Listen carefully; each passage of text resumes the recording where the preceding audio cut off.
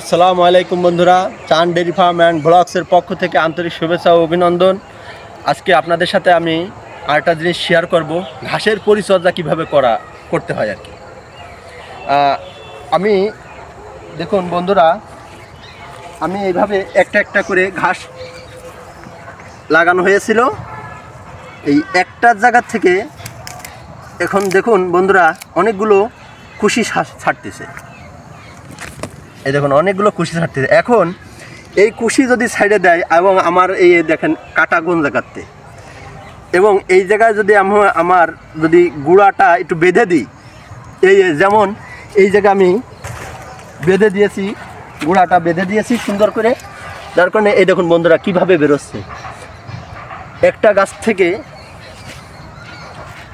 এই দেখুন একটা, দুইটা, এই তিনটা, এই চারটা, এরকমভাবে বেরোয় যাচ্ছে। দেখুন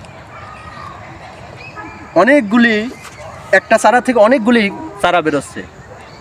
এইভাবে যদি গুঁড়া বাইন্ধে দেওয়া হয় তাহলে অনেকগুলো চারা হবে। তো বন্ধুরা, এভাবে বেঁধে দিলে ফলন দ্বিগুণ চাইতেও বেশি হবে ইনশাল্লাহ। আমি এই দেখুন আপনাদের সাথে শেয়ার করতেছি, অলরেডি আমি করতেছি, কিন্তু এই দেখুন আমার এই 3 পাই হয়ে গেছে, আমাদের কি পাই বলে আর কি। এই দেখুন এইভাবে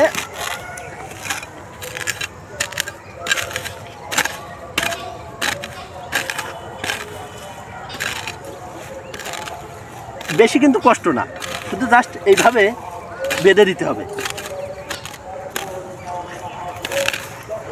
তাহলে একবারে কিন্তু আমার নিড়ানো হয়ে যাচ্ছে, আবার গুঁড়াটাও বেঁধে দেওয়া হয়ে যাচ্ছে। এর জন্য বেশি মানে কি দ্বিগুণের বেশি ফলন ইনশাল্লাহ পাবেন। আর আমার এই ঘাসের প্লট পুরোটাই আমি এইভাবে বেঁধে দেব, গুঁড়া কাটতেছি আর বেঁধে দিচ্ছি। তো বন্ধুরা, এইভাবে বেঁধে দিলে আর ঠিক মতো যদি সার, জৈব সার তো আমাদের ধরেন গরু পোষা হয়, এর জন্য জৈব সার, গোবরের সার যেটা, ওইটা আমাদের মানে মেলা হয় আর কি। ওইটা আমরা এই ঘাসের ভুঁইতে প্লটে ছিটিয়ে দিই, আর মাঝে এর সাথে ইউরিয়া দিই, পানি দিই, প্রতি মাসে অন্তত 2 বার পানি দিই, এবং 2 বারই পানি দেওয়ার সাথে সাথে আমরা সার গুনে দিই।